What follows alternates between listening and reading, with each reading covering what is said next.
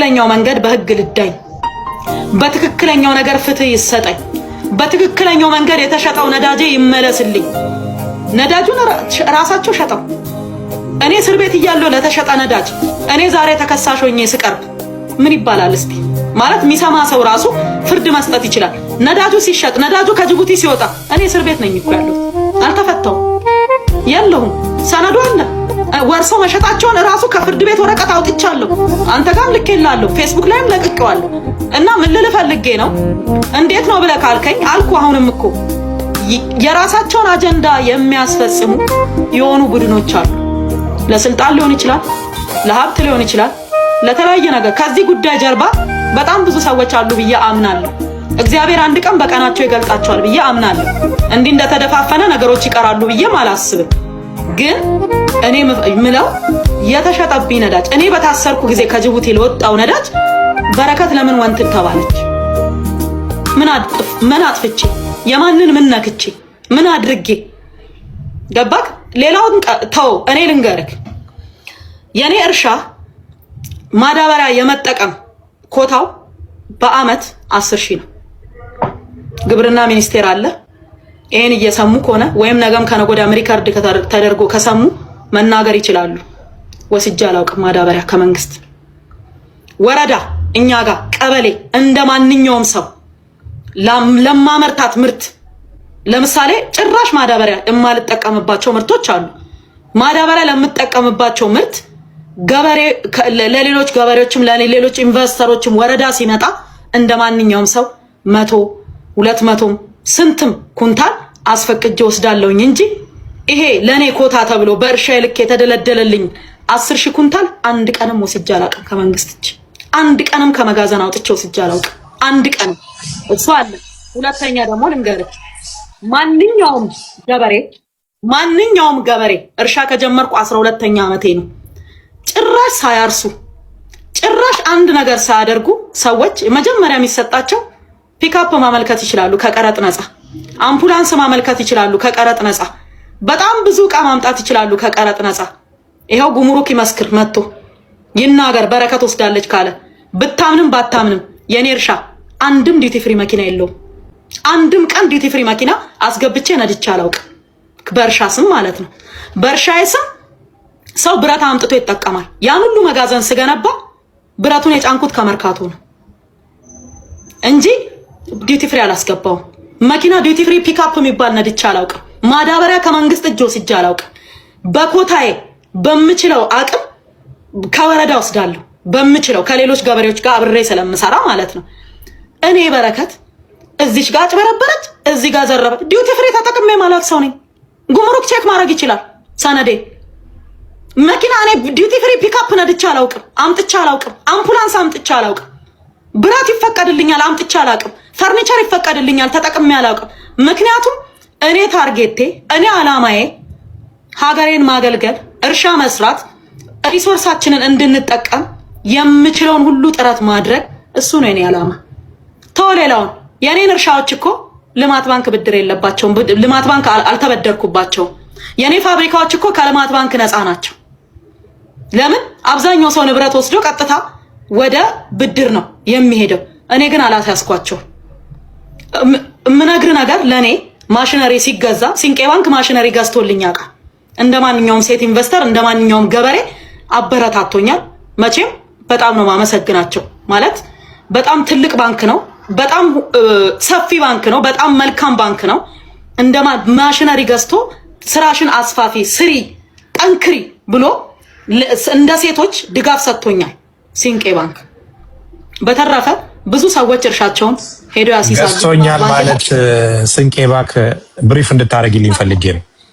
ገዝቶልኛል ማለት ስጦታ ነው ገዝቶ የሰጠሽ ወይስ ብድር ነው የሰጠሽ? ባንክ ስለሆነ ማሽን ገዛልኝ ሰርቼ እንድከፍል በ6 ዓመት ውስጥ ሰርቼ ከዛ ብራቸው መልሼ እንድከፍል ማለት ነው። ስለዚህ ምን ያህል ማሽነሪዎች ነው የገዛልሽ? ሎደር ገዝቶልኛል፣ ትራክተሮች ገዝቶልኛል፣ መዝሪያ ማሽኖች ገዝቶልኛል። ኦልሞስት ወደ 50 ሚሊዮን ብር የሚያወጣ 50 ሚሊዮን። ስለዚህ 50 ሚሊዮኑን እንደ ብድር ነው የገዛልሽ ማለት ነው። እንደ ብድር ነው የገዛልኝ። ከዛ ላይ 29 ሚሊዮኑን ከፍዬ 29 ሚሊዮን ከፍለሻል።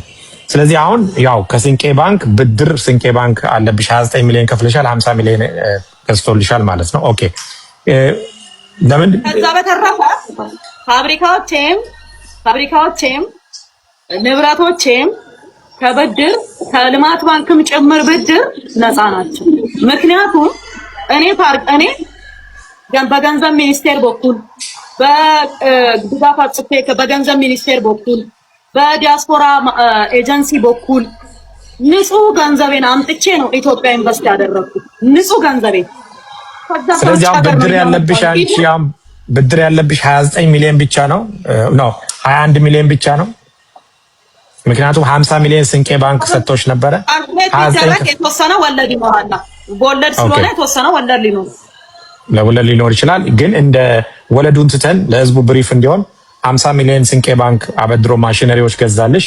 ከገዛልሽ በኋላ የማበረታ ካበደረኝ ገንዘብ 29 ሚሊዮኑን መልሻለሁ። 21 ይቀራል። ወለዶቹን ባንኩ በራሱ አሰራር መሰረት ይሄድ። ስለዚህ ሌላ ምንም አይነት ብድር ወይ ዕዳ የለብሽም። የለብኝም። ኦኬ። እንደገና ማዳበሪያ ለአርሶ አደሮች ወይ ደግሞ ለኢንቨስተሮች የተለየ ማዳበሪያ የተሰጣቸው አሉ። አንቺ ግን የዛ እድል ተጠቃሚ ሳትሆኚ እንደማንኛውም ተራ አርሶ አደር ከአርሶ አደሮቹ ጋር እኩል ከወረዳ ነው የወሰድኩት ብለሻል። ስለዚህ መንግስት ግን በሚሰራው አሰራር በራሱ አሰራር ለኢንቨስተሮች የተለየ የማዳበሪያ አሰጣጥ የሚሰጥ አሰራር አለው። ለመሬት ልክ ነው። ስለዚህ ለምን መጠቀም አልፈለግሽም አንቺ? እድሉ ካለ አሰራሩ ካለ እኔ ለምሳሌ እድሉ አለኝ። ወረዳችን ማዳበሪያ ካመጣ፣ ቀበሌያችን ማዳበሪያ ካመጣ እኔ ፌደራል ላይ ሄጄ ለምን የሰው ኮታ ዘጋለሁ? ያ ማዳበሪያ እኔ ወስጄ ባስቀምጠው ማለት ነው ገባ ከሌሎቹ ተወስዶ ነው ድጎማ አለው ማዳበሪያ። በነገራችን ላይ በአመት እስከ 20 ቢሊዮን ብር መንግስት ይደጉማል ለገበሬ ማለት ነው። እስከ 80 ቢሊዮን ብር ድረስ ሊደጎም ይችላል ማዳበሪያ ገባ። ማዳበሪያ ይደጎማል። በድጎማ የመጣ ማዳበሪያ ወስጄ ከማስቀምጥ ወስጄ ከማከማች ስፈልግ ብቻ ነው የምወስደው። ወረዳችን ደግሞ ያመጣል ማዳበሪያ ይደርሰዋል፣ ይመጣለታል። ከዛ ላይ እጠቀማለሁኝ እንጂ አንስቼ ክምችት ብዬ በፍጹም ወስጄ አላቅም፣ አስቀምጬ አላውቅም። የሌሎችን ገበሬዎች ኮታ መዝጋት አልፈልግም። ኦኬ ማለቴ ለምን ጥያቄዎችን እየበተናቸው እንድንሄድ መንግስት አሰራሩ ለኢንቨስተሮች ወይ ደግሞ እንዳንቺ ላሉ ትልልቅ ሰፋፊ እርሻ ላላቸው ለኢንቨስተሮች የተለየ ኮታ አድርጎ የሚሰጥ ከሆነ ለወረዳው የሚላከው ደግሞ ያንቺንም አካቶ ነው ወይ ወረዳው በውስጡ ባሉት ለኢንቨስተሮችም አካቶ ነው ወይ ወረዳው ማዳበሪያ የሚረከበው? ምክንያቱም ሌሎቹን አርሶ አደሮች መጉዳት እንዳይሆን እንደ ሁኔታው ለምሳሌ ማመልከቻ ጽፌ የኔ ኮታ ወደ ወረዳዬ ይምጣልኝ ካልኩኝ ወረዳው ኮታዬን ይወስዳል። ኦኬ። ስለዚህ የፌደራል መንግስት የመወስደው ካልኩኝ ከፌደራል እጅ ይወስዳለሁ ማለት ነው። ስለዚህ ስለዚህ መንግስት ያንቺን ኮታ በረከት ገበሬው ወይ ደግሞ የተለያዩ ኢንቨስተሮች በዚህ ወረዳ ውስጥ ይገኛሉ ብሎ ለአንቺ በመሬትሽ ልክ ማዳበሪያ ወደዛ ወረዳ ይልካል ማለት ነው። ኦኬ። ሌላ አይ ቲንክ ህዝቡ የነዳጁን ጥያቄ በተቻለ መጠን ተመልሶለታል ብዬ አስባለሁ። ምክንያቱም የተከሰስሽበት ጉዳይ የማዳበሪያ ጉዳይ ወይ የመሬት ጉዳይ ስላልሆነ የነዳጅ ጉዳይ ስለሆነ አንቺ 25 ሚሊዮን ብር አውጥተሽ ነዳጅ ገዝተሻል፣ እነሱ በ8 ሚሊዮን ብር ከሰውሻል። ከዚህ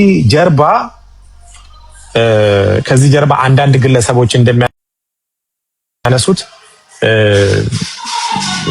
በድፍረትም ልጠይቅ የምፈልገው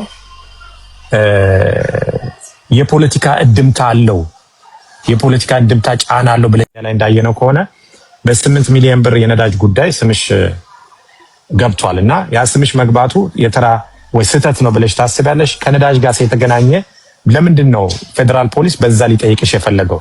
በነዳጅ ምክንያት ማለት እንደገና ስለ ነዳጁ ያለውን ሁኔታ ለህዝቡ ብታብራሪ። በምን ጉዳይ ነው እሱ ሊከስሽ የቻለው? ወንትድስ ብሎ ሊፈልግሽ የቻለው? 8 ሚሊዮን ብር በምን ጉዳይ ነው? በምንድን ነው ነዳጁ? እስቲ ለኛ ግልጽ አድርገሽ ብትናገር። እሺ፣ በመጀመሪያ ነዳጅ እንደምታውቀው እርሻ ነው የምሰራው። ባለፋብሪካዎች ሲሆኑ ለማሽን ማንቀሳቀሻ ጄኔሬተሩ ወጥቶ ማደያ መቀዳት ስለማይችል ይፈቀድላቸዋል፣ ኮታ አላቸው። እርሻ ሲሆን ደግሞ ትልልቅ ማሽኖች እንጠቀማለን፣ ዶዘር እንጠቀማለን፣ ኤክስካቫተር እንጠቀማለን፣ ሎደር እንጠቀማለን፣ ትራክተር አለ፣ ወተር ፓምፕ አለ፣ ጄኔሬተር አለ። ምን እንጠቀመው አብዛኛውን እኔ የምሰራው ሪሞት ኤሪያ ነው፣ ከከተማ የወጣ ነው። ምንም አይነት መሰረተ ልማት የሌለባቸው ቦታዎች ናቸው የኔ እርሻዎች ያሉበት ማለት ነው። የራቀ ነው። አፋርም ብትል አሁን የለሁም ወደዛ አልሄድም እንጂ ማለት ነው። ማለት ኦሮሚያ ክልል አፋር ምናምን ለጊዜው እየሄድኩኝ አይደለም። ከሰላሙም አንፃር አፋር በእርግጥ የሰላም ችግር ምንም አይነት ችግር የለም። ግን በቃ ብዙ ቦታ ብትንትን እንዳልል ብዬ ብዙ ቦታ እየሄድኩኝ አይደለም። ኦሮሚያ ክልልም እንደምታውቀው ትንሽ የጸጥታ ችግር ስላለ እየሄድኩ አይደለም። ደቡብ ክልል እሄዳለሁ፣ ኦሮሚያ ክልል ማነው ጋምቤላ ክልል እሄዳለሁ። ምንድነው እንደማንኛውም ሰው የነዳጅ እጥረት የሚባለው ነገር አልተሰማም። ምንም አይነት ችግር ይሄ ብጥብጡ ይሄ ጦርነትም ነገር የተጀመረም ነገር የለም። እንደማንኛውም ሰው ነዳጅ ፈልጋለሁ። ነዳጅን የሚመለከተው ማን ነው ብዬ ጠየቅኩኝ። ንግድና ቀጣናዊ ትስስር ነው የሚመለከተው አሉ። እሺ ብዬ ሄጄ ስጠይቅ አይ የነዳጅ ዘርፍ ራሱን የቻለ አለ፣ ወሎ ሰፈር ሄደሽ ጠይቂ ተባልኩኝ። እሺ ወሎ ሰፈር ሄጄ ቀጥታ የሚመለከታቸውን ሰው ሄጄ ጠየቅኩኝ። ዋና ዳይሬክተር ቢሮ ሄጄ ጠየቅኩኝ። እርሻ ከሆነ የኢንቨስትመንት ላይሰንስሽን፣ ቲን ነምበርሽን፣ የት ክልል እንደምትሰሪ፣ ግብርና ሚኒስቴር ደግሞ ድጋፍ ይስጥሽ፣ ድጋፍ ይጻፍልሽ እና እሱን ይዘሽ ነይ ማሳየት ትችላለህ አንተ ጋር ስላለ ሰነዱ ማለት ነው እና ይስጥሽ ተባልኩኝ። እሺ አልኩኝ። ሄጄ ማመልከቻ ጽፌ ግብርና ሚኒስቴር ድጋፍ ጻፈልኝ። ይሄን ያህል እርሻ ታርሳለች፣ ይሄን ያህል ትሰራለች ተብዬ ታረስ። ምክንያቱም ለማብራራት ያክል ሰው አንደርስታንድ እንዲያደርግ አንድ ዶዘር በሰዓት 40 ሊትር ነው የሚጠጣው ናፍጣ፣ በቀን 10 ሰዓት ይሰራል። ያ ማለት አንድ ዶዘር በቀን 400 ሊትር ይፈልጋል። ድፍን 400 ሊትር ናፍጣ ይጠጣል። ኤክስካቫተር በሰዓት 40 ሊትር ነው። ያ ማለት ስታባዛው 400 ሊትር በቀን ይጠጣል አንድ ኤክስካቫተር።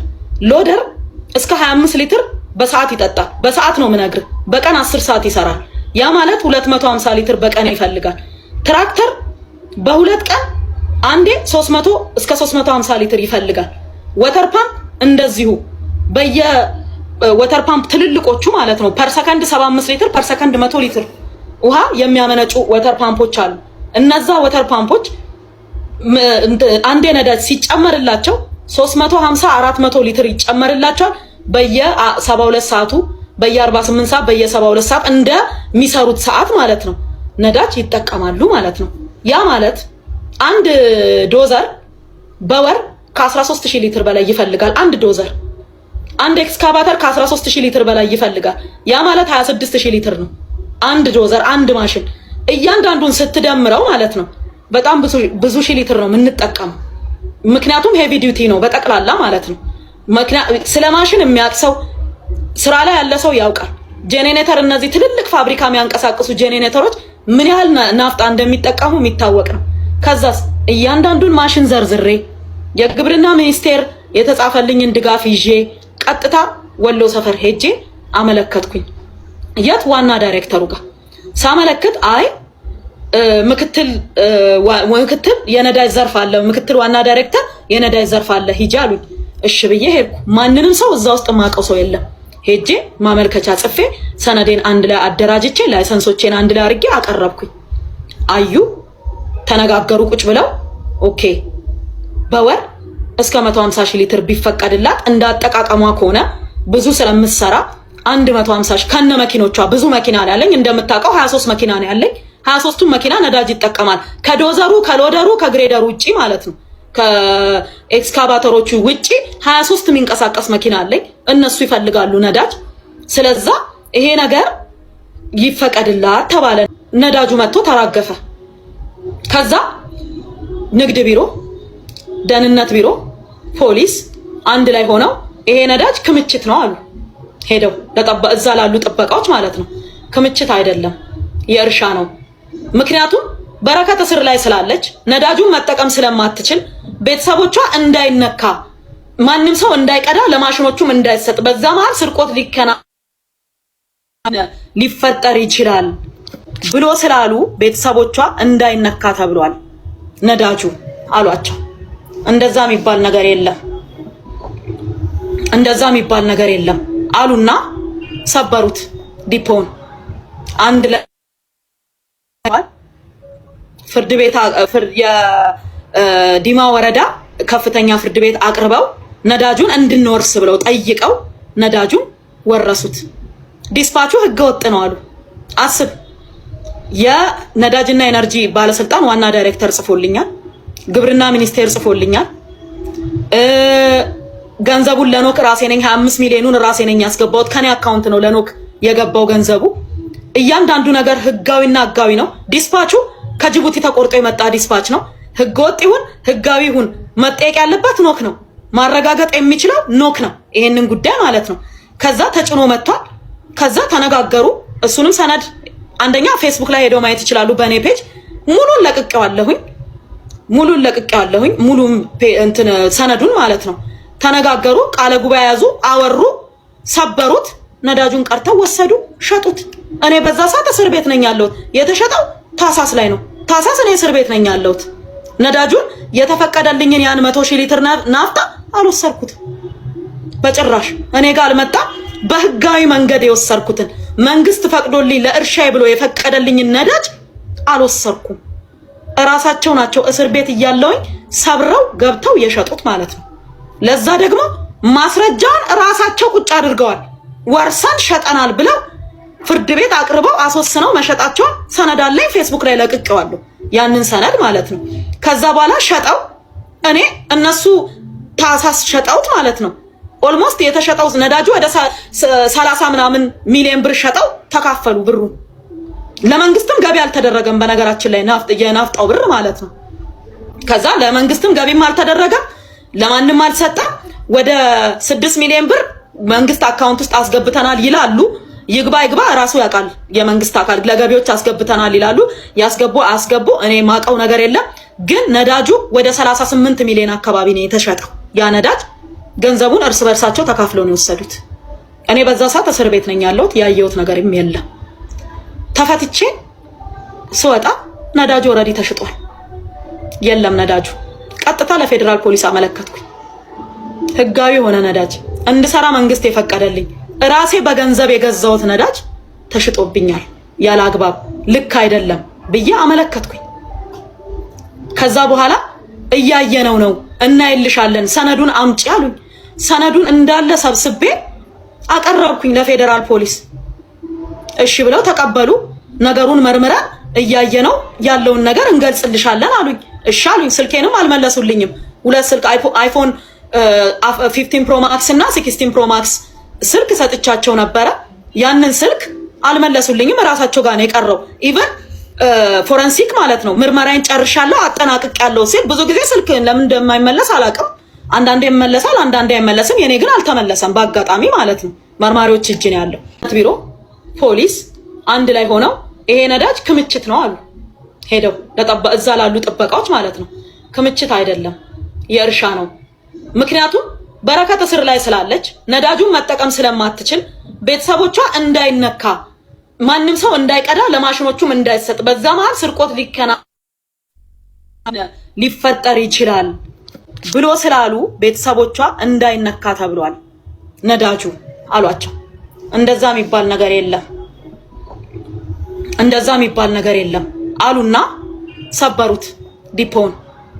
አንድ ላይ ፍርድ ቤት የዲማ ወረዳ ከፍተኛ ፍርድ ቤት አቅርበው ነዳጁን እንድንወርስ ብለው ጠይቀው ነዳጁን ወረሱት። ዲስፓቹ ህገወጥ ነው አሉ። አስብ።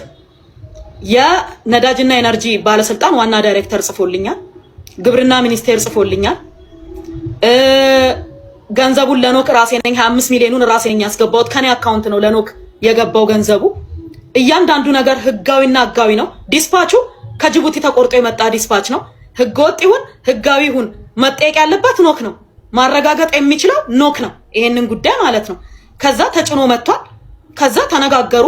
እሱንም ሰነድ አንደኛ ፌስቡክ ላይ ሄደው ማየት ይችላሉ። በእኔ ፔጅ ሙሉን ለቅቄዋለሁኝ፣ ሙሉ እንትን ሰነዱን ማለት ነው። ተነጋገሩ፣ ቃለ ጉባኤ ያዙ፣ አወሩ፣ ሰበሩት። ነዳጁን ቀርተው ወሰዱ፣ ሸጡት።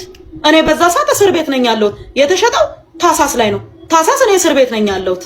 ነዳጁን የተፈቀደልኝን ያን 100,000 ሊትር ናፍጣ አልወሰርኩትም በጭራሽ። እኔ ጋር አልመጣም።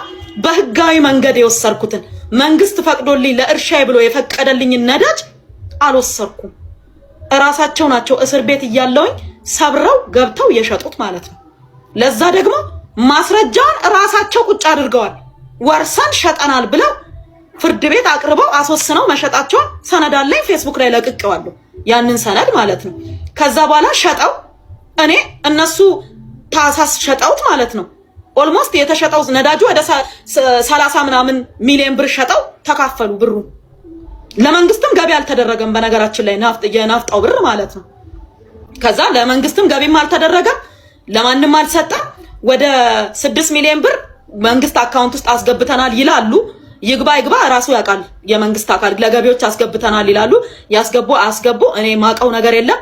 ግን ነዳጁ ወደ 38 ሚሊዮን አካባቢ ነው የተሸጠው። ያ ነዳጅ ገንዘቡን እርስ በርሳቸው ተካፍለው ነው የወሰዱት። እኔ በዛ ሰዓት እስር ቤት ነኝ ያለሁት። ያየሁት ነገርም የለም።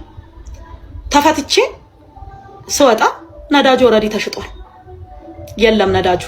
ቀጥታ ለፌዴራል ፖሊስ አመለከትኩኝ። ህጋዊ የሆነ ነዳጅ እንድሰራ መንግስት የፈቀደልኝ ራሴ በገንዘብ የገዛሁት ነዳጅ ተሽጦብኛል ያለ አግባብ፣ ልክ አይደለም ብዬ አመለከትኩኝ። ከዛ በኋላ እያየነው ነው እናይልሻለን፣ ሰነዱን አምጪ አሉኝ። ሰነዱን እንዳለ ሰብስቤ አቀረብኩኝ ለፌዴራል ፖሊስ። እሺ ብለው ተቀበሉ። ነገሩን መርምረን እያየነው ያለውን ነገር እንገልጽልሻለን አሉኝ። እሺ አሉኝ። ስልኬንም አልመለሱልኝም። ሁለት ስልክ አይፎን 15 ፕሮ ማክስ እና 16 ፕሮ ማክስ ስልክ ሰጥቻቸው ነበረ። ያንን ስልክ አልመለሱልኝም። ራሳቸው ጋር ነው የቀረው። ኢቭን ፎረንሲክ ማለት ነው ምርመራዬን ጨርሻለሁ አጠናቅቄያለሁ ሲል ብዙ ጊዜ ስልክ ለምን እንደማይመለስ አላውቅም። አንዳንዴ ይመለሳል፣ አንዳንዴ አይመለስም። የኔ ግን አልተመለሰም በአጋጣሚ ማለት ነው። መርማሪዎች እጅ ነው ያለው። ከዛ እንግዲህ እንዳየሁት ከሆነ ማለት ነው አንደኛ እኔ እንድሰራ አልተፈለገም። ክሱ ላይ አይተ ከሆነ በረከት ነዳጁን የሸጠችው ለወርቅ አቅራቢ ወይም ለወርቅ አምራች ድርጅት ነው ነዳጁን የሸጠችው ይላል ክሱ ማለት ነው። በመጀመሪያ ደረጃ ራሴ ወርቅ አምራች ነኝ ቀበሌ ውስጥ ማለት ነው። በረከት እርሻ እየሰራሽ ነው፣ ገቢው የገብሽ ነው፣ ለምን ወድንም አትገቢም፣ ለምን ለብሔራዊ ባንክ አታቀርቢም ብለው የማዕድንን ቦታ ስለሰጡኝ ማዕድን ማምረት ጀምሬያለሁ። ገና ዘንድሮ ነው በ2018 ማለት ነው። ለራሴ እፈልጓለሁ፣ ለራሴ አይበቃኝም። ነዳጅ ማለት 1,000 10,000 100,000 ሲባል ትልቅ ይመስላል።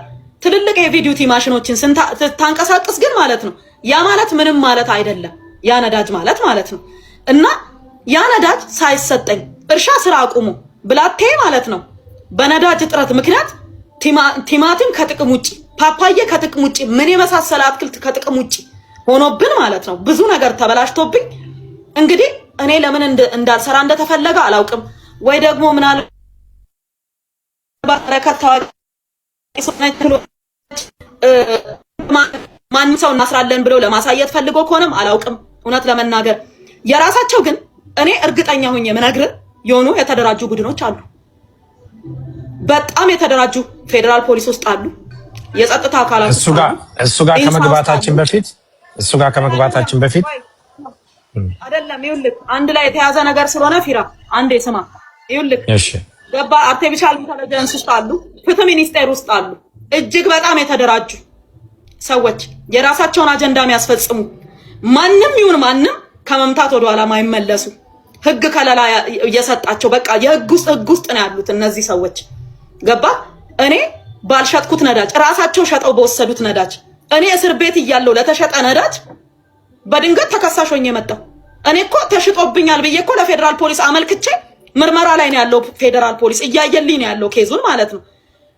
ተሽጦብኛል ነዳጁን አልወሰርኩም ብዬ 25 ሚሊዮን ብር የከፈልኩት አልወሰርኩም ነዳጁን ብዬ አመልክቼ ሳበቃ ማለት ነው መርምረው የሆነ ነገር ማድረግ ሲችሉ እኔ ራሴ ጭራሽ ተከሳሽ ሆኜ መጣሁ።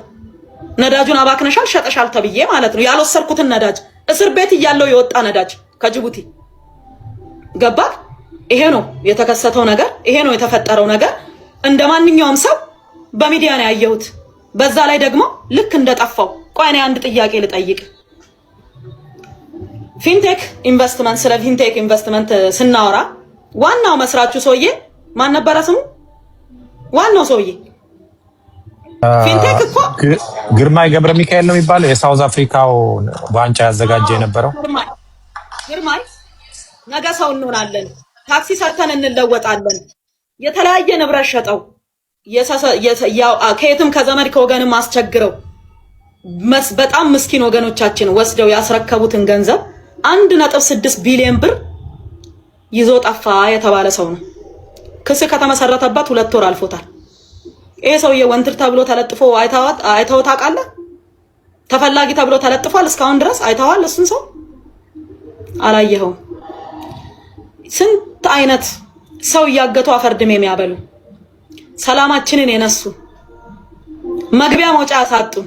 ቢያንስ እኔ ሰላሌ ላይ ውሃ ፋብሪካ አለኝ፣ ሄጄ አይቼው አላውቅም። ፋብሪካው ኢጦሳ ላይ ቄራ አለኝ፣ ሄጄ አይቼው አላውቅም። ዱግዳ ላይ እርሻ አለኝ፣ አይቼው አላውቅም።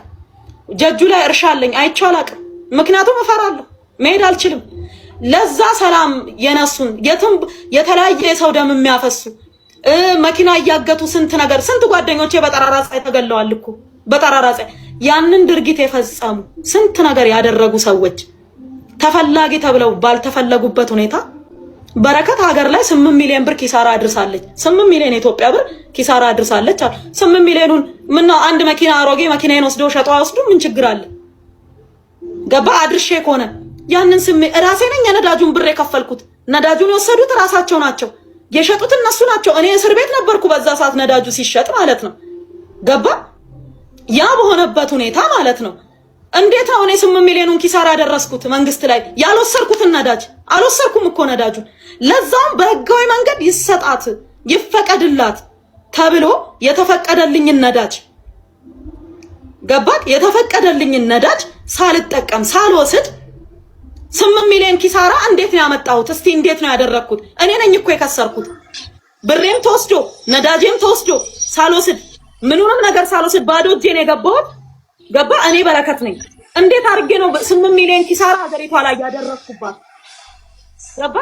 እኔ ይሄንን የሰሯቸውን ስራ የምታውቃቸው ናቸው። ዘርዝሬ ልናገር ብል ማለት ነው። ገባ። እኔ አንድ ነገር እንድትገነዘብልኝ ወይም እዚህ ጋር የሚሰማኝ ሰው እንዲገነዘብልኝ የምፈልገው አንድ ነገር አለ። ትምህርት ቤት ከአንድም 3 ገንብቻለሁ። ምገባ ማዕከል ከአንድም 2 ገንብቻለሁ። አንዱ በመጠናቀቅ ላይ ነው።